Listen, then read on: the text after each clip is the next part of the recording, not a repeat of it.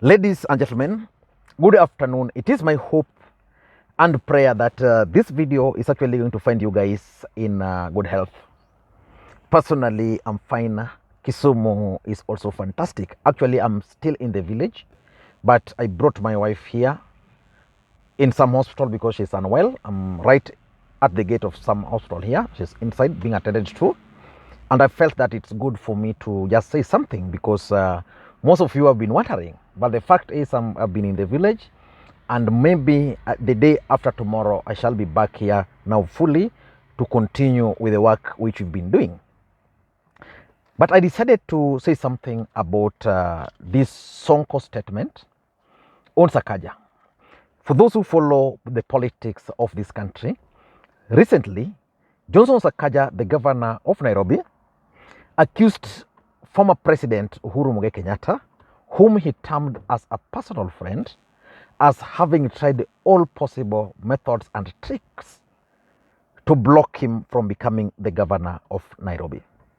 And Sakaja felt that Uhuru really betrayed him because it's through his efforts that Uhuru Kenyatta became the president of the Republic of Kenya. That it's actually him who convinced Uhuru Kenyatta during that time to reach out to William Ruto so that William Ruto could be his running mate.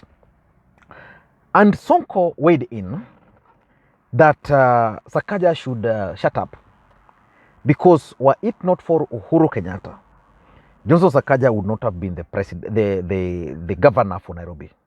Sonko argued that Sakaja actually became the president because of the fact that he was blocked from becoming the governor. He was actually impeached and therefore technically locked out of any future gubernatorial race.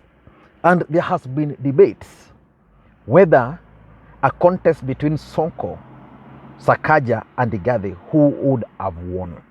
So in this video, I want us to just look at some of the factors which actually played why Sakaja became the governor for Nairobi and why probably Sakaja would still have defeated Mike Mbuvi Sonko.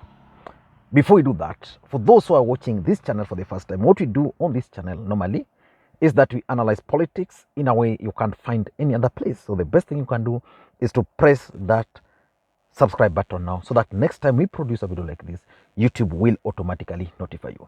So let us begin. Why do you think Sakaja became the governor for Nairobi? For me, Sakaja became the governor for Nairobi because of two main reasons. There could be several, but the first reason why he became the governor for Nairobi is because of the Luhya rebellion in Nairobi. You know, Tim Wanyonyi was actually projected to become the governor for Nairobi. That was a fact. If Raila Odinga, if Uhuru Kenyatta had not imposed Igathe on Azimio and Tim Wanyonyi was given that ODM ticket, ODM would have carried the day in Nairobi. So the lawyers in Nairobi rebelled, and these are the people who tilted the equation in favor of Sakaja. Number two was the sympathy. You know, Sakaja didn't have a degree, and he went and got some through some universities in Uganda. And because Sakaja is smart, when he had that interview with Igathe, Igathe went there and bragged. Sakaja went there and appealed to the emotions of Kenyans. Majority of voters in Kenyans don't have that degree, which was being praised by Igathe. So most of those guys ended up voting for Johnson Sakaja. But assuming Mike Sonko was going to be on the ballot, what would have happened? What factors would have played? The first factor which would have played is the Kikuyu factor. Now, between Sonko and Sakaja, who was going to get the Kikuyu votes? Because if you look at 2017 when Sonko became the governor, Sonko also became the governor because of the Kamba votes. Kambas in Nairobi, who were part of NASA by that time, ended up voting for Mike Mbuvi Sonko. And that's why Sonko even got more votes than Raila. So the person who was going to get majority of Kikuyu votes, because we are going to have Igathe, we are going to have Igathe, we are going to have Sonko, and we are going to have Sakaja. So who was going to get the Kikuyu votes?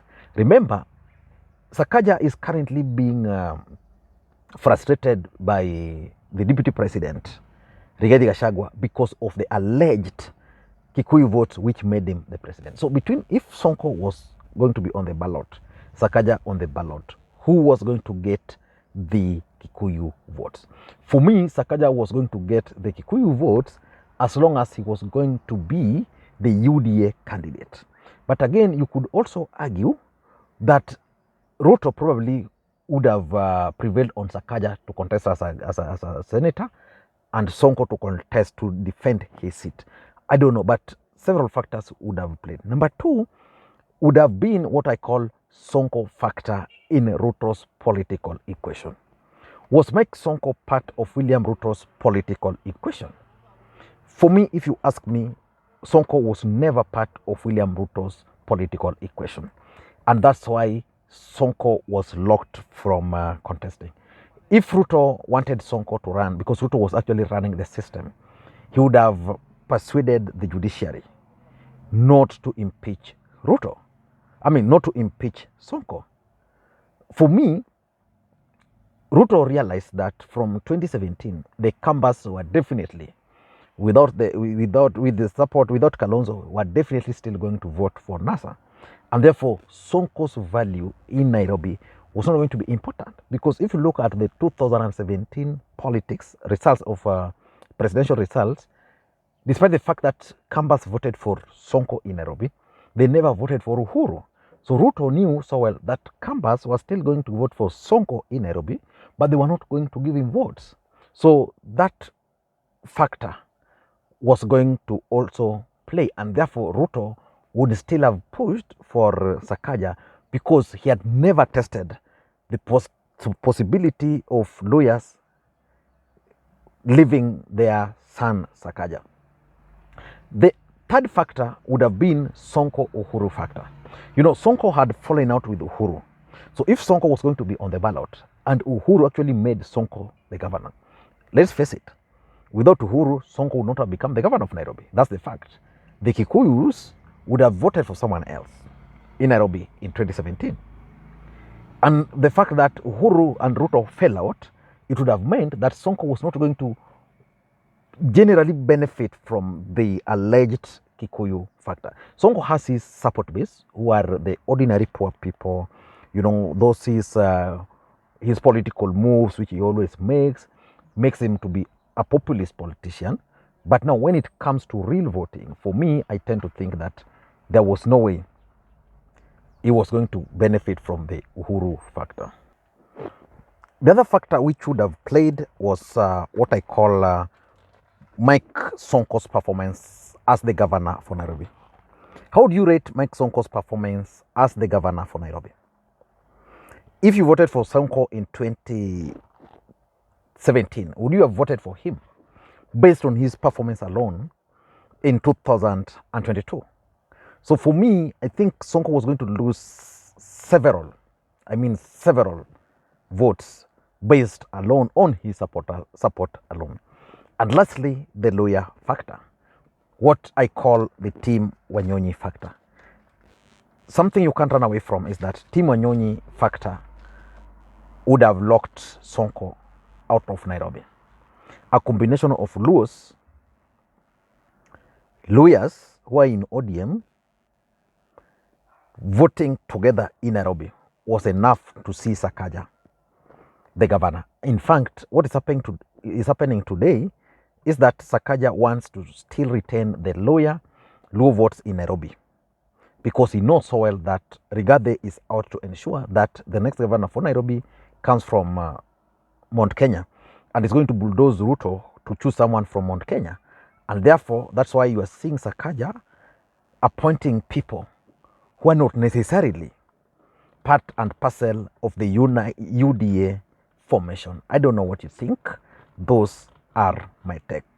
I could be right, I could be wrong, but you could also be right. So let me know what you think. Do you think Sakaja on the ballot would have seen, Sonko on the ballot would have seen Sakaja win. For me, if you ask me, as long as Sonko was on the ballot, Sakaja on the ballot, Igade on the ballot, Igade would have won that presidency with a bigger margin.